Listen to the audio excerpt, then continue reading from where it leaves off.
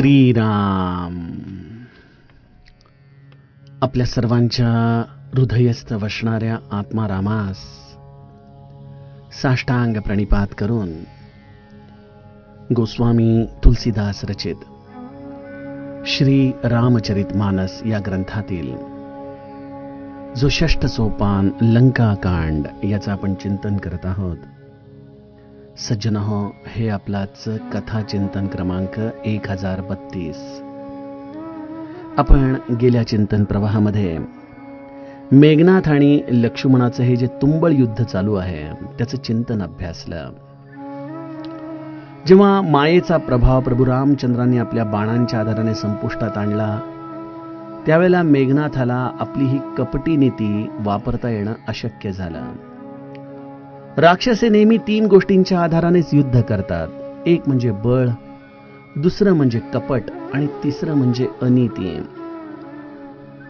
सत्याच्या मार्गावरती अत्यंत दृढ असलेले लक्ष्मण या गोष्टीमुळे अत्यंत संतापलेले आहेत, क्रुद्ध झालेले आहेत आणि मेघनाथाला त्यांनी जणू काही जेरीस आणलेलं आहे. राक्षसांच्या झुंडीच्या झुंडी लक्ष्मणाने नष्ट करून टाकल्या. मेघनाथ त्यामुळे विचार करू लागला की आता ही तर हातातोंडाशी गाठ आलेली आहे. आपण जर या लक्ष्मणाला थांबवलं नाही तर आपले प्राण हा हरण केल्याशिवाय राहणार नाही. म्हणून मग लक्ष्मणाला थांबवायचं कसं? मेघनाथाने वीरघातिनी नावाची एक अत्यंत संवारक शक्ती लक्ष्मणावरती वापरायचं ठरवलं. या अत्यंत तेजपुंज अशा शक्तीला लक्ष्मणावरती सोडताच जेव्हा ती लक्ष्मणाच्या हृदयाला जाऊन लागली त्या क्षणी लक्ष्मण मूर्छित झालेला आहे. अशा या मूर्छित झालेल्या लक्ष्मणाला उचलून लंकेमध्ये आपण घेऊन जावं असा विचार मेघनाथाने केला आणि तो भयरहित होऊन लक्ष्मणाच्या जवळ आलेला आहे. मेघनाद समकोटि सत जोधा रहे उठाई, जगदाधार शेष किमी उठे चले खिसियाई. गोस्वामीजी म्हणतात की मेघनाथासारखा एकटा नाही, शतकोटी जरी योद्धे त्याला उचलण्यासाठी आले तरी हे प्रत्यक्ष श्री शेषजी लक्ष्मणजी कसे बरं यांच्या हातून उचलले जाणार. आणि त्यामुळे मेघनाथ हा शेवटी आपण लक्ष्मणाला उचलू शकत नाहीये हे पाहून अत्यंत लज्जित होऊन तिथून निघून गेलेला आहे. इथून पुढील कथाभाग गोस्वामीजी गाऊ लागतात. सुनु गिरिजा क्रोधानल जासु, जारई भुवन चारी दस आसु. सक संग्राम जीती को ताही, सेवही सुर नर अग जग जाही. यह कौतूहल जानई सोई, जा पर कृपा राम कई होई. संध्या भई फिरी द्वौ बाहनी, लगे संभारन निज निजनी. व्यापक ब्रह्मजित भुवनेश्वर, लक्ष्मण कहाँ बूझ करुणा कर. तब लगी लई आयऊ हनुमाना, अनुज देखी प्रभु अति दुख माना.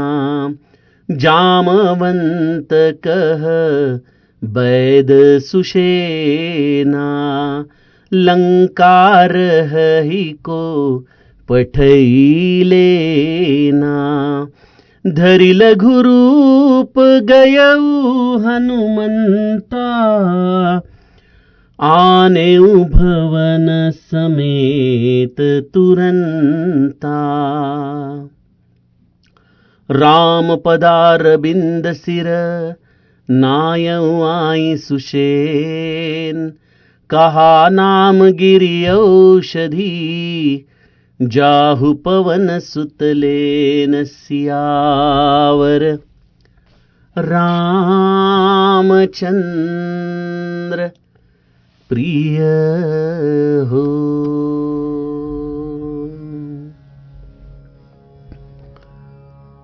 सज्जन हो, लक्ष्मणाला ही वीरघातिनी शक्ती लागलेली आहे. रणांगणामध्ये अत्यंत त्वेषाने, एका तडफेने लढणारा लक्ष्मण ही शक्ती लागताच मूर्छित होऊन रणांगणात पडलेला आहे. मेघनाथ त्याला उचलून लंकेमध्ये नेण्याचा प्रयत्न करतोय, परंतु हा मेघनाथ हे विसरतोय की लक्ष्मण केवळ प्रभू रामचंद्रांचा धाकटा भाऊ नाही, तो केवळ एक मनुष्य नाही, तर प्रत्यक्ष तो या समस्त ब्रह्मांडाला आधार देणारा श्री शेष आहे. या समस्त राक्षसांना प्रभू रामचंद्र लक्ष्मण यांचं स्वरूप न कळल्यामुळं तर हा सर्व युद्धाचा प्रपंच मांडला गेलाय. अन्यथा ज्यांच्या आधारावरतीच आपण उभे आहोत, आपण त्यांना कसे पराभूत करू शकणार? जेव्हा मेघनाथाने अनेक वेळाला प्रयत्न करूनही तो लक्ष्मणाला उचलू शकला नाही, गोस्वामीजी म्हणतात, तेव्हा तो लाजून तिथून उठून निघून गेला की आपण पर्वत शिखर उचलू शकतो, आपण मोठी मोठी वजनं उचलू शकतो, परंतु आपण एका सुकुमाराला, एका मनुष्याला उचलू शकत नाही. मेघनाथ अशा पद्धतीने आपल्या या सगळ्या शक्तीवरती जणू काही लज्जित झालेला आहे. लंकेच्या दिशेने परत निघून जातोय आणि इथून कैलासावरून प्रत्यक्ष महादेव या मूर्छित पडलेल्या लक्ष्मणाकडे पाहतायत. पार्वती माता देखील अत्यंत स्तंभित झालेली आहे.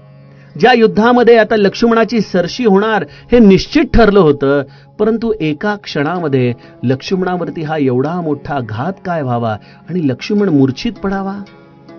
आईचं हृदय आहे ते कळवळून गेलेलं आहे. माता पार्वती अशा पद्धतीने व्यथित झालेली पाहून महादेव पार्वती मातेला समजावताना म्हणतायत, अगं पार्वती, हे गिरिजे ऐक, सुनु गिरिजा क्रोधान लजासू. नको तू अशी लक्ष्मणाच्यासाठी दुःखित हो बरं. अगं लक्ष्मण कोण आहे, त्याच्या स्वरूपाला तर तू जाण.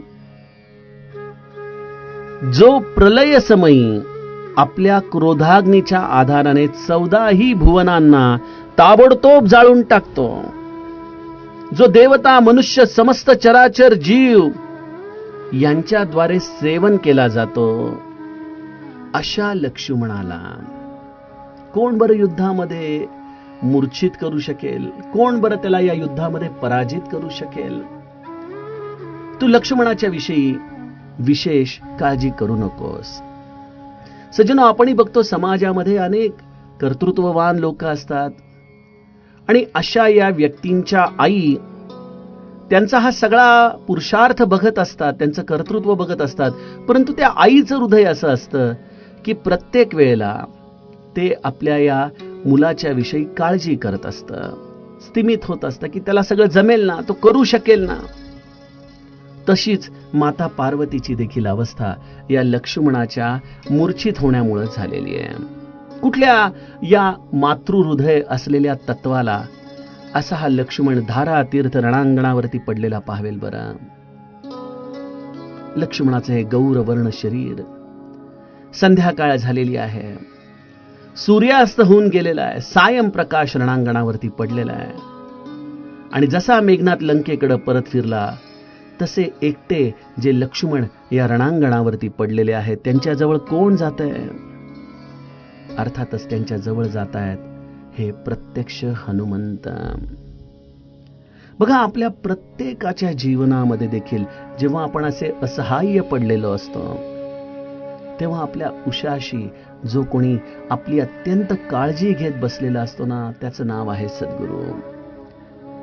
इथे या रणांगणामध्ये अनेक शूरवीर आहेत. अंगद आहे, नलनील आहे, जामवंत आहे, परंतु यांच्यापैकी कोणीही या अशा प्रसंगामध्ये लक्ष्मणाच्या जवळ पोहोचलेलं नाही. पोहोचलं आहे तर ते केवळ हनुमंत तत्व. प्रसंग असा घडलेला आहे की संध्याकाळ होताच रणांगणावरती युद्ध समाप्ती झालेली आहे. आणि इथं लक्ष्मणजी अशा पद्धतीने धारातीर्थ या रणांगणावरती पडलेले आहेत. हे पाहून प्रत्यक्ष माता पार्वती देखील स्तंभित झालेली आहे. परंतु हे ज्याच्या इच्छेने घडतं, ज्याच्या शक्तीने घडतं, त्याचं हे नियोजन, त्याची ही असलेली कार्यकारण भावना ही मानवी बुद्धीच्या परे आहे. सज्जनो, आपण म्हणूत की लक्ष्मणाने प्रभू रामचंद्रांची एवढी सेवा केली, मग ही अशी वेळ लक्ष्मणावरती का बरं आली असावी? आपण देखील अनेकदा म्हणतो ना की आम्ही एवढं सगळा परमार्थ केला, आम्ही एवढी देवाची सेवा केली, आम्ही एवढी गुरुची सेवा केली, परंतु आमच्यावरती मात्र फार वाईट वेळ आली. कारण आपण या प्रत्येक घटनेच्या कडे आपल्या बुद्धीच्या आधाराने, आपल्या विचारांच्या आधाराने बघत असतो. सज्जनो, या सगळ्या गोष्टींच्या माग जो कार्यकारण भाव दडलेला असतो ते मानवी बुद्धीला कळू शकत नाही. गोस्वामीजी महादेवाच्या मुखामध्ये एक अतिशय सुंदर शब्द या लीला नाट्यासाठी ठेवतात. यह कौतूहल जानई सोई, जा पर कृपा राम कै होई. कुतूहल, जसे एखादा खेळ मांडावा, जसे एखाद्या गोष्टीचं लीला नाट्य व्हावं, तसं हे कुतूहल या लक्ष्मणाच्या मूर्छित होण्याच्या माग प्रभू रामचंद्र करू इच्छित आहेत. आणि ही प्रभू रामचंद्रांच्या अंतरंगामध्ये असलेली लीला नाट्याची स्फूर्ती ही केवळ त्यालाच कळू शकते ज्याच्यावरती प्रभू रामचंद्रांची कृपा होते.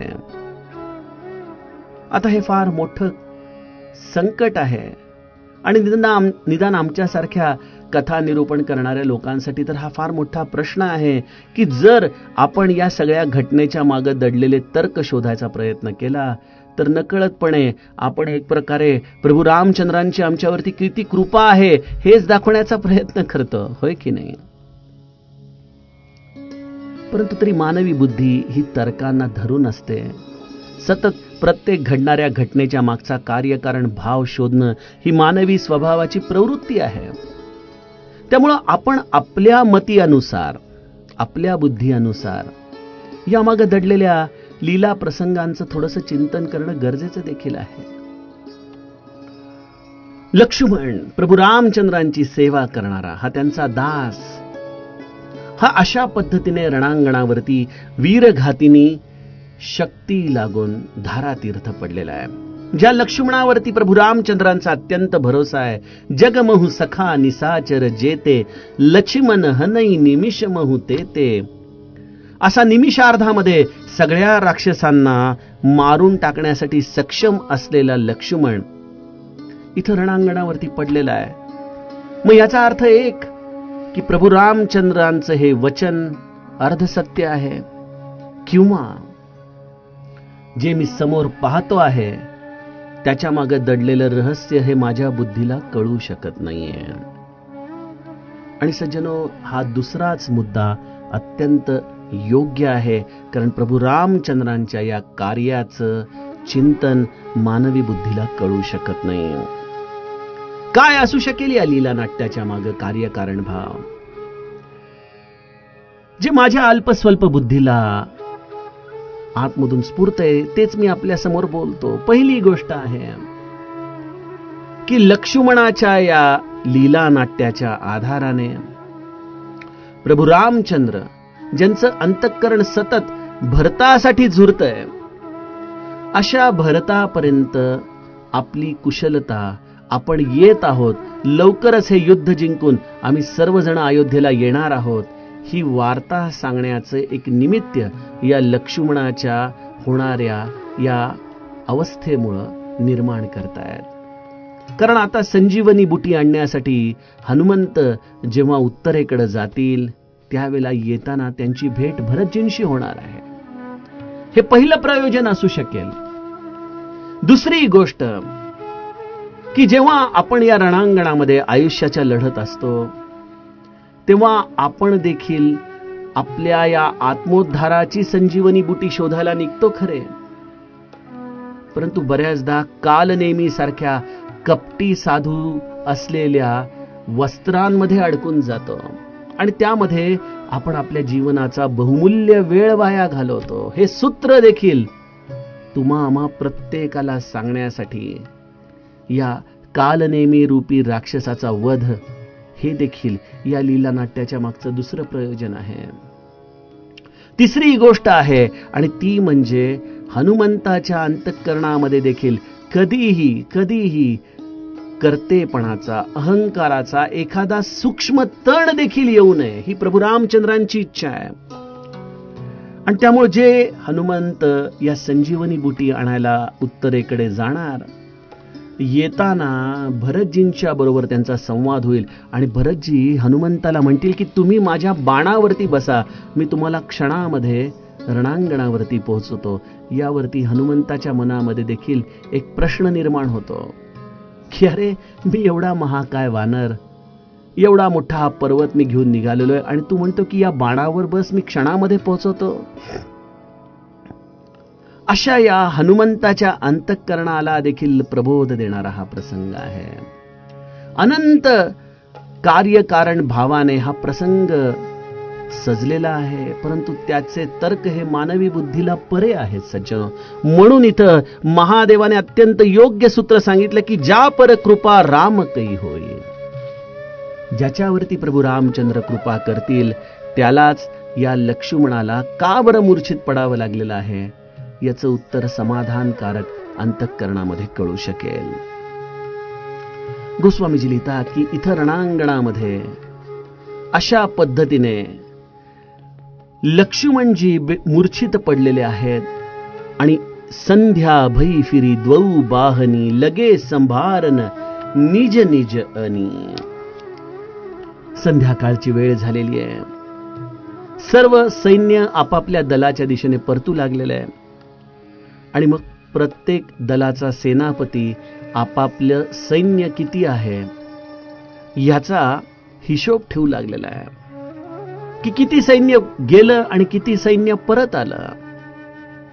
अशा पद्धतीने या सगळ्यांची मोजदाद व्हायला सुरुवात झालेली आहे आणि नेहमीप्रमाणे लक्ष्मण जो खरं तर कुठं थांबणार नाही, क्षणामध्ये युद्ध संपल्या संपल्या आपल्या चरणांच्या जवळ येणार, याची वाट अत्यंत आतुरतेने जे प्रभू रामचंद्र पाहतायत, त्यांच्या मनामध्ये जशी ही संध्याकाळ झाली आणि लक्ष्मणाला यायला जसा जसा उशीर होऊ लागला तसं तसं प्रत्यक्ष या परमात्म्याचं मन देखील चिंतातूर होऊ लागलेलं आहे. गोस्वामीजींनी किती सुंदर शब्द वापरलेले आहेत. व्यापक ब्रह्म अजित भुवनेश्वर लक्ष्मण कहा बूझ करुणा कर.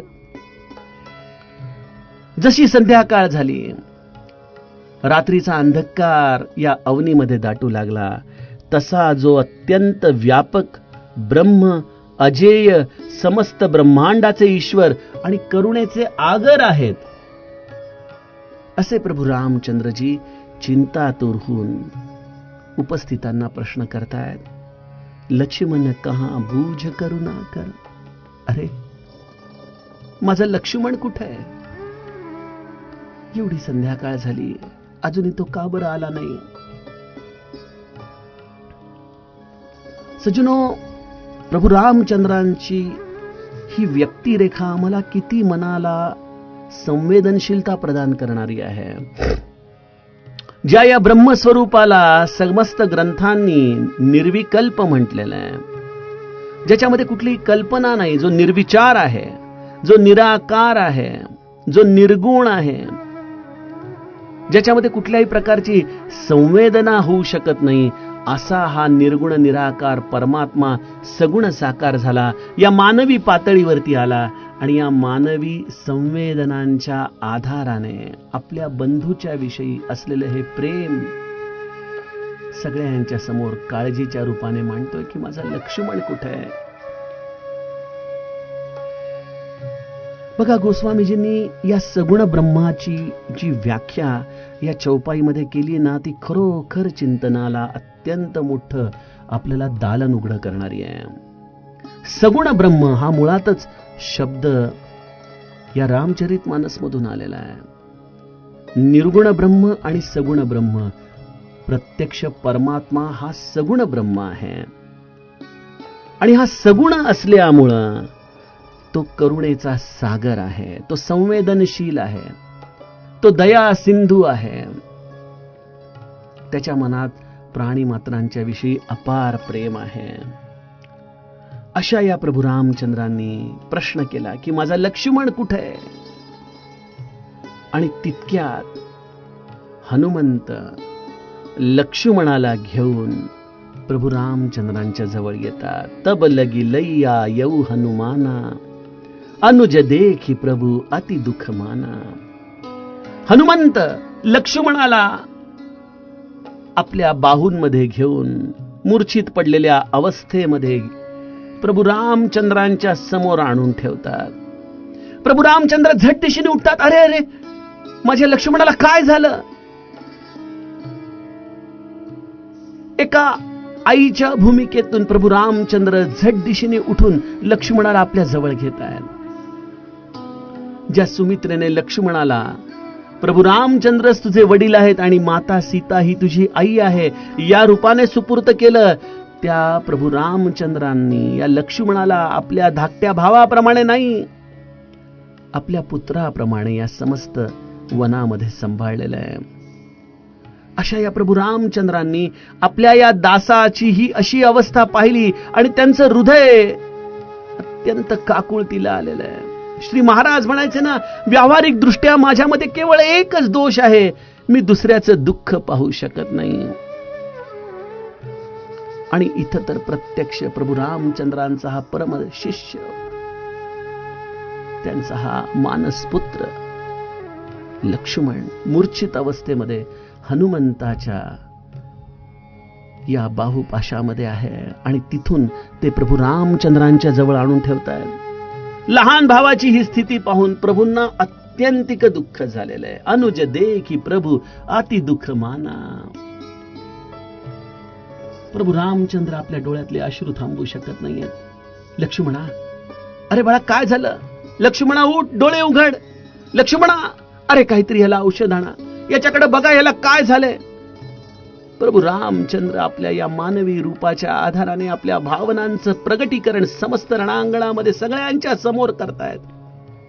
तिथं कुठलाही संकोच नाही. का? प्रभू रामचंद्रांचं चरित्र हे भल्या भल्यांना देखील विस्मयामध्ये पाडतं. कारण सज्जनो, जो हा निर्गुण निराकार परमात्मा आहे, तो आपल्या या भावनांचं प्रगटीकरण जेव्हा अशा सगुण साकार भूमिकेतून करत असतो, तेव्हा त्याचं हे ब्रह्मस्वरूप जाणता येणं हे भल्या भल्यांना शक्य होत नाही. प्रभू रामचंद्रांचे डोळे जलाने भरून आलेले आहेत. हृदय अत्यंत विदीर्ण अशी मनस्थिती अनुभवत आहे. माझ्या लक्ष्मणाला उठवा रे, काय झालं त्याला?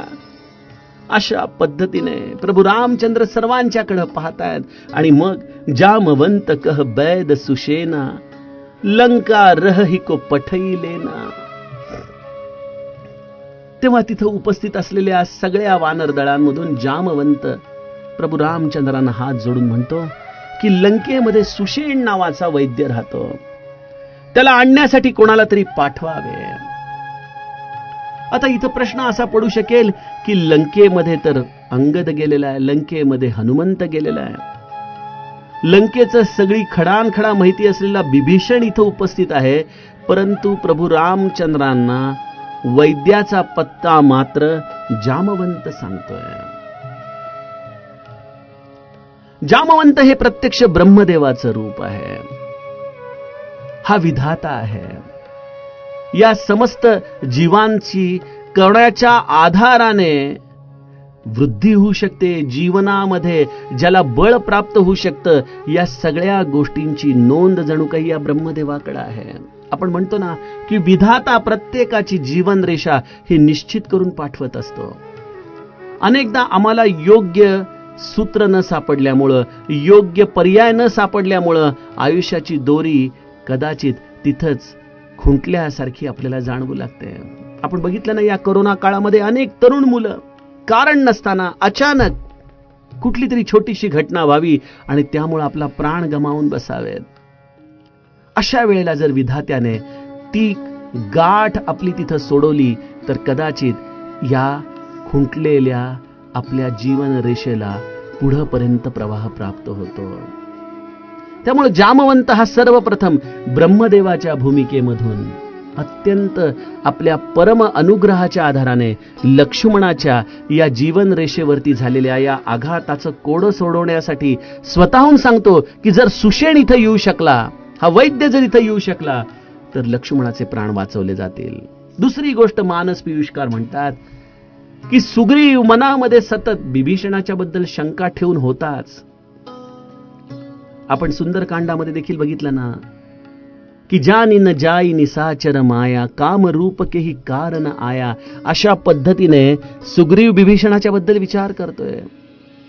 आणि मग अशा या रणांगणात समजा बिभीषणाने सुषेण वैद्याचं नाव सांगितलं असतं आणि सुषेण वैद्याकडून लक्ष्मणाचे प्राण वाचवले गेले नसते, तर सुग्रीव आपलं हे मत अत्यंत ठणकावून सांगू शकला असता की बिभीषणाने आपल्याला फसवलं, त्याने चुकीच्या वैद्याच्या हातामध्ये लक्ष्मणाला सुपूर्त केलं, त्याने राक्षस रूपी या असलेल्या वैद्याकडे दिलं, तो कशाला लक्ष्मणाचे प्राण वाचवेल, हे बिभीषणाचं कटकारस्थान आहे.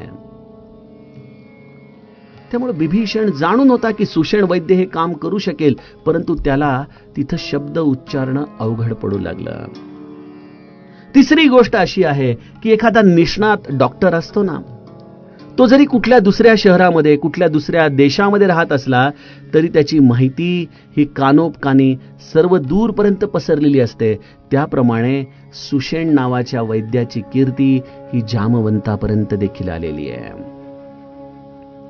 त्यामुळे सज्जनो, या छोट्या छोट्या गोष्टींमध्ये देखील अनेक रहस्य दडलेली आहे. जामवंत कह बैद सुषेना, लंका रहही को पठईलेना. हनुमंताने केवळ जामवंताचे हे शब्द ऐकले आणि पुढची कोणाची सूचना मिळण्याच्या आधीच धरी लघु रूप गयौ हनुमंता, आनेऊ भवन समेत तुरंता. बघा, कोणीतरी सांगितल्यानंतर काम करायला जाणं आणि अशा या आणीबाणीच्या परिस्थितीमध्ये स्वतःहून ती जबाबदारी आपल्याकडे घेणं, यामध्ये हनुमंताचं अतुलित बलधामम सामावलेलं आहे. खरी दास्य भक्ती हनुमंत आम्हाला सांगतो बघा.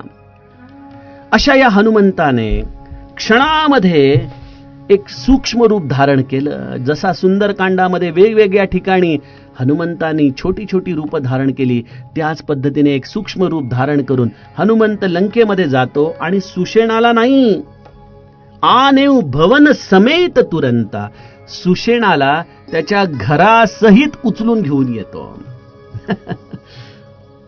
साकेतवासी पूज्य राजेश्वरानंद सरस्वती यांचं यावरती अप्रतिम निरूपण आहे बघा, की हनुमंताने सुषेणाला का नाही आणलं, फक्त सुषेणाच्या घरालाच उचलून का आणलं असावं. म्हणे ते घर इथं घेऊन आले रणांगणामध्ये. लोक म्हणाले, अरे तुला डॉक्टरला आणायला सांगितलं तर वैद्याला, तू घर का घेऊन आला. म्हणे कडी वाजवा, म्हणे आतून डॉक्टर येईल बाहेर. लोक म्हणू लागले, अरे डॉक्टरला घेऊन यायचं, फक्त सुषेणला वैद्याला घेऊन यायचं, एवढं सगळं घर उचलून आणण्याची काय गरज आहे. तो म्हणाला, मी आता त्या सुषेणकडे जाणार, त्याच्याकडे केस पेपर नोंदवणार, त्याला सांगणार अशी अशी घटना घडली आहे. मग तो म्हणाला, आता मी खूप बिझी आहे, नंतर बघू. हे सगळं बोलायला वेळ आहे कुठं. आणि हे सगळं बोलत असताना जी आरडाओरड होईल त्यामुळे लंकेतले राक्षस धावत येतील लगेच. मग मी ह्या सुषेणाला आणण्यामध्ये वेळ खर्च करू का, या राक्षसांशी लढण्यात वेळ खर्च करू. ही पहिली गोष्ट. दुसरी गोष्ट, लंकेमध्ये रावणाला माहिती होतं की लक्ष्मण धारातीर्थ पडलाय आणि त्यामुळं त्याने आपल्या सगळ्या सैन्याला सांगितलं असेल की रात्री जा त्या सुषेणाच्या घरावरती पहारा ठेवा, कोणीही त्याला या लक्ष्मणाच्या सेवेसाठी नेत नाही ना ते बघा. सैनिक रात्रभर फिरत बसले रावणाने सांगितल्यामुळे, पण सुषेणाचं घरच सापडलं नाही, कारण घरासकट सुषेण आलेला आहे. ही दुसरी गोष्ट. तिसरी गोष्ट, समजा वैद्य आला आणि म्हणाला, अरे मी स्टेथोस्कोपच घरी विसरलो, हे इंजेक्शनच घरी विसरलो, माझ्या दवाखान्यात ते औषध आहे, मग परत लंकेमध्ये जायचं, परत ते औषध घेऊन यायचं, हा सगळा गोंधळ करायचा कशाला. सरळ त्याला उचललं, इथं घेऊन आलो. चौथी गोष्ट, सुषेणाला जर वाटलं की अरे आपल्याला कुठे घेऊन चाललेले आहेत, तर तो कदाचित योग्य सल्ला द्यायचा नाही. त्याला तसं वाटू नये म्हणून मी त्याला त्याच्या घरासकट रणांगणावरती घेऊन आलो. त्याला दरवाजा उघडल्यानंतर वाटेल की लंकेमध्येच हे सगळेजण आपल्याला भेटायला आलेले आहेत. काय अद्भुत प्रतिभा आहे गुरुदेवांची. आमचे डॉक्टर सुचिक नेहमी त्यांच्या वेगवेगळ्या प्रसंगांना अत्यंत डोळ्यात अश्रू आणून सांगत असतात. खरोखर या रामायणावरती या सगळ्या अद्भुत संतांनी एवढं कार्य केलं, एवढा खजिना ठेवलेला आहे आपल्यासाठी, की ते सूत्र, ते चिंतन बिंदू आपण वेचता वेचता देखील आयुष्यामध्ये कधी मालामाल होऊन जाऊत कळणार नाही. एवढं प्रचंड कार्य या रामायणावरती झालेलं आहे बघा.